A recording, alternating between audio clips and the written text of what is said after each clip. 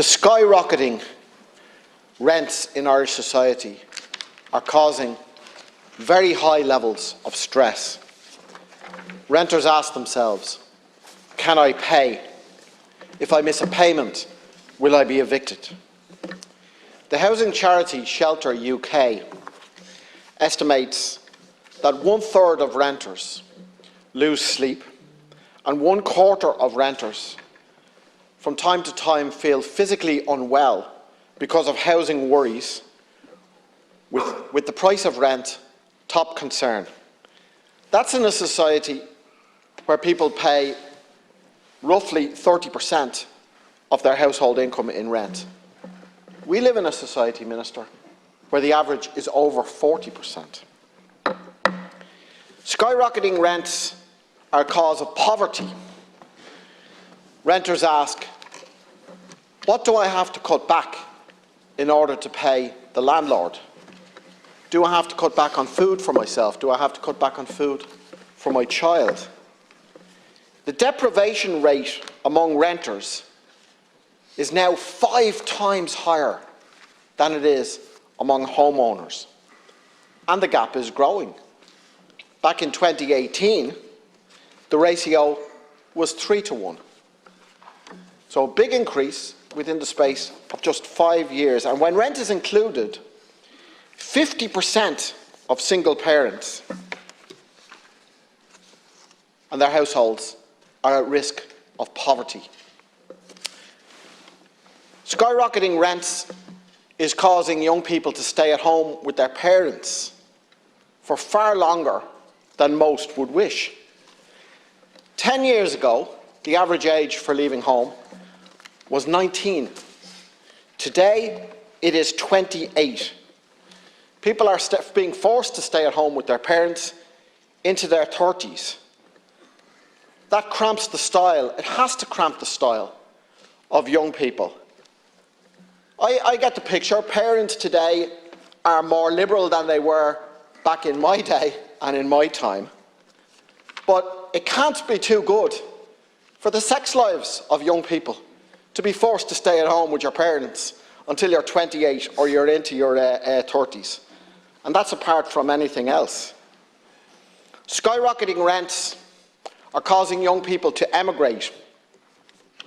Back in the day, young people emigrated because they couldn't get a job here, or maybe because there was a stifling atmosphere in society because of church domination. Today, young people are emigrating because of the housing issue, and the cost of rent is a huge part of that. Can't afford to rent, or if you can, you're pouring all your money down the drain, dead money. Now, the official statistics, in my view, have not yet captured the scale of this wave of youth emigration.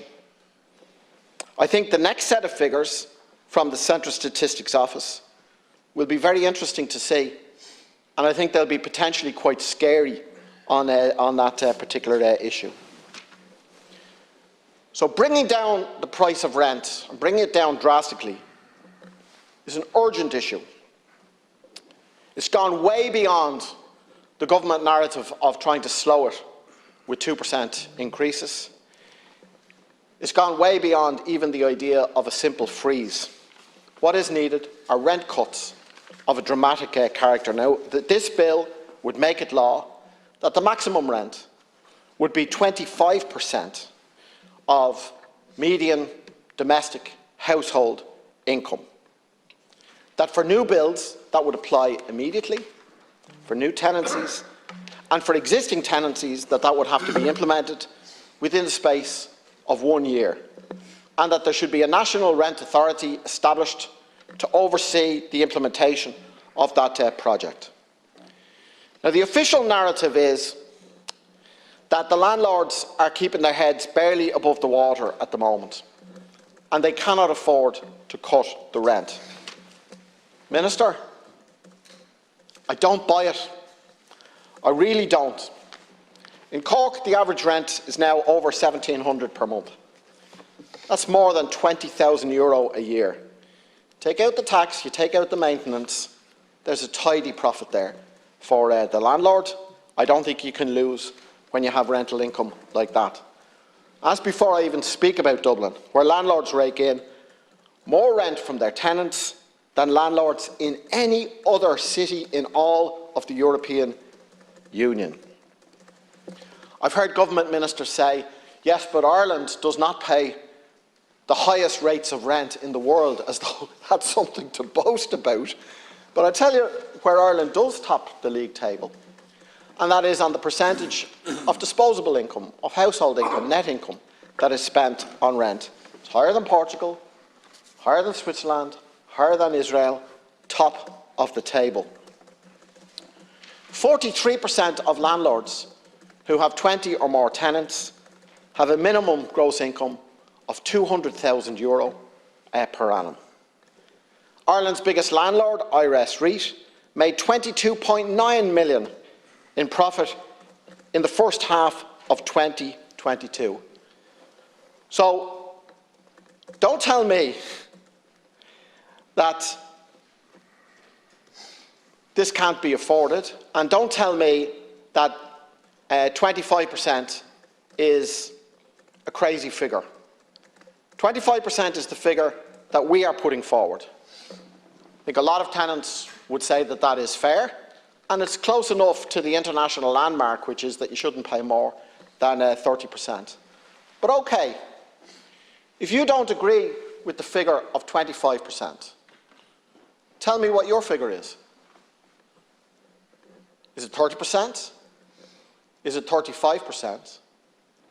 Or else what is it? Because if all you do is attack the figure of 25%, then all you're doing is hiding behind the current situation, which is more than 40% of disposable income. And by the way, for a large and increasing number of renters, way above that. Threshold now say that one renter in three is paying 50% or more of their disposable income, their household income, net income, in rent. And my final point is this.